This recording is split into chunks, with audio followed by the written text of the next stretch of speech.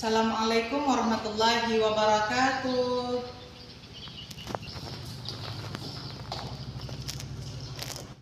Alhamdulillahirabbil alamin. Wassalatu wassalamu ala Rasulillah wa ala alihi wa sahbihi wa man tabi'ahu amma ba'd. Alhamdulillahirabbil alamin. Hari ini kita dapat bertemu kembali mata pelajaran Al-Qur'an Hadis. Nah, sebelum kita memulai pelajaran kita berdoa sama-sama ya. Bismillahirrahmanirrahim. Alhamdulillahirabbil alamin. Raditu billahi rabba wa bil islami dina wa bi Muhammadin nabiyya wa rasula. Rabbi zidni ilma warzuqni fahma walhiqni bis sholihin bi rahmatika ya arhamar rahimin. Amin. Alhamdulillah, mudah-mudahan pelajaran kita hari ini dapat berjalan dengan lancar. Pada hari ini kita akan membahas pokok-pokok isi kandungan Al-Quran. Nah, tujuannya adalah untuk kalian nantinya, perhatikan, kalian harus dapat mengidentifikasikan apa saja pokok-pokok isi kandungan Al-Quran. Setelah itu nanti kalian dapat mempresentasikan pokok-pokok isi kandungan Al-Quran. Jadi kita nanti sama-sama diskusi ya, diskusi mengenai pembelajaran kita pada hari ini. Nah, hari ini Ibu akan memberikan pembelajaran mengenai pokok-pokok isi kandungan Al-Quran. Silakan kalian simak. Ya, dapat kita lihat di sini pokok-pokok isi kandungan Al-Quran. Ini kita bahas pada hari ini. Ini pokok-pokok isi kandungan Al-Quran. Dan yang kita bahas pada hari ini adalah mengenai ibadah dan muamalah.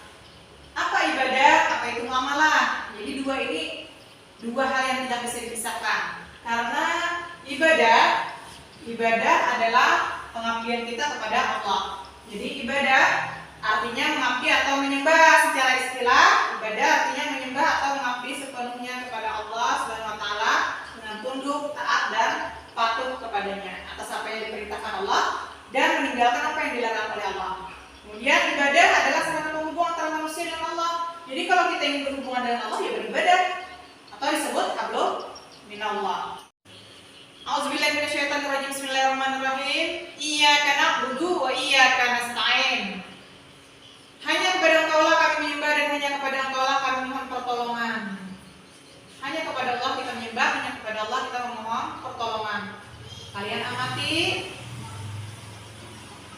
ayat demi ayat mengenai ibadah ini. Di antaranya juga Quran surah Az-Zariyat ayat 56. Wa ma khalaqtul jinna wal insa illa liya'budun. Allah tidak menciptakan jin dan manusia melainkan agar mereka beribadah kepada Allah. Ini juga mengenai ibadah. Ada lagi dalam sholat kita sering kita ucapkan ya, ada di doa ya. Di doa kita setiap hari kita baca. Qul inna sholati wa nusuki wa mahyaya wa mamati lillahi rabbil alamin. Katakanlah Muhammad. Jadi tidak hanya Nabi Muhammad, tapi kita juga umat-umatnya mengatakan bahwa ketika kita sholat, ketika kita melakukan ibadah, ketika kita melakukan apa yang diperintahkan oleh Allah, semuanya kita serahkan lillahi ta'ala. Katakanlah sesungguhnya sholatku, ibadahku, hidup dan matiku hanyalah untuk Allah, Tuhan seluruh alam. Nah, ini ayat-ayat mengenai ibadah. Ibadah, kemudian ada ibadah mahdah, ada pula ibadah ghair mahdah. Selain ibadah kepada Allah, manusia sebagai makhluk ciptaan Allah juga memiliki kecenderungan untuk memenuhi kebutuhan hidupnya. Makanya muamalah ini adalah hubungan antara manusia dengan manusia.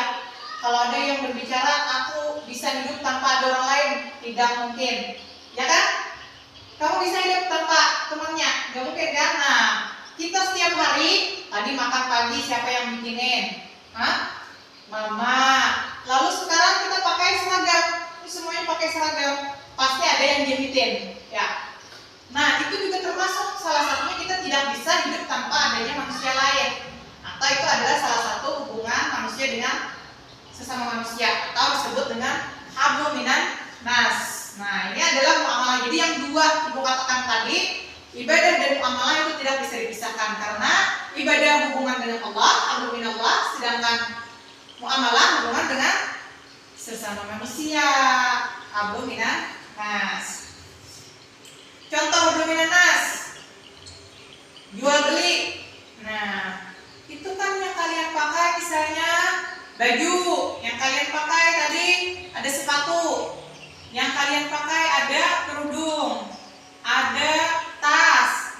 sebagainya. Peralatan yang ada sekarang pada kita pakai ini semuanya kita dapat dari jual beli. Ada yang jual, ada yang beli. Nah, ini salah satu contoh muamalah. Kemudian ada upah mengupah, ada utang piutang, sewa menyewa, tapi dengan cara yang diperbolehkan dan tidak bertentangan dengan syariat. Nah, jadi ada cara-caranya. Di antaranya, nah banyak juga ayat-ayat mengenai dasar muamalah. Tapi di antaranya yang kita bahas di sini Quran surah An-Nisa ayat 29, Quran surah Al-Baqarah ayat 282. Hai orang yang beriman, janganlah kamu saling memakan harta sesamamu dengan jalan yang batil atau tidak benar, kecuali dengan perdagangan. Jadi boleh jual beli. Yang satu menyiapkan uangnya, yang satu ada barangnya. Ini berapa harganya? Ini harganya sekian. Lalu kalian beli, jual ya, terima kasih, beli ya. Itu artinya dengan jalan yang suka sama suka. Jadi boleh ya seperti itu di dalam Al-Quran. Kalau kita mengambil dengan tanpa sepengetahuan orang lain, jelas tidak. Dan janganlah kamu bunuh dirimu, sungguh Allah Maha Penyayang kepadamu. Quran surah Al-Baqarah ayat 282 lagi. Hai orang yang beriman, apabila kamu melakukan utang piutang untuk waktu yang ditentukan, hendaklah kamu menuliskannya dan hendaklah seorang penulis di antara kamu menuliskannya dengan benar. Bila ada seseorang yang melakukan utang piutang, hendaknya ditulis supaya benar-benar ada bukti. Siapa tahu nanti yang utang ngaku nggak pernah utang dengan orang yang berutang, yang ngasih utang. Materi yang sudah disampaikan dalam pembahasan kita ini dari teman kalian tadi ada yang menanyakan mengenai pengamatannya ya dan kehidupannya begini-begini. Nah, lalu temannya bisa memberikan tanggapan. Bagus. Nah, sekarang Ibu akan membagikan lembar kerja. Sekarang kalian lakukan dan tuliskan pengamatan mengenai pembahasan kita hari ini.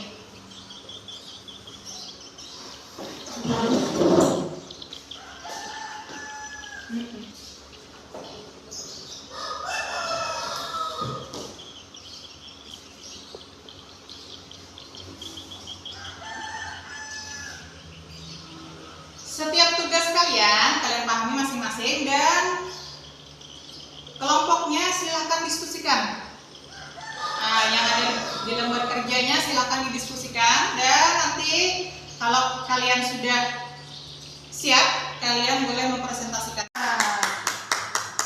Teman-temannya sudah memberikan presentasinya. Alhamdulillah.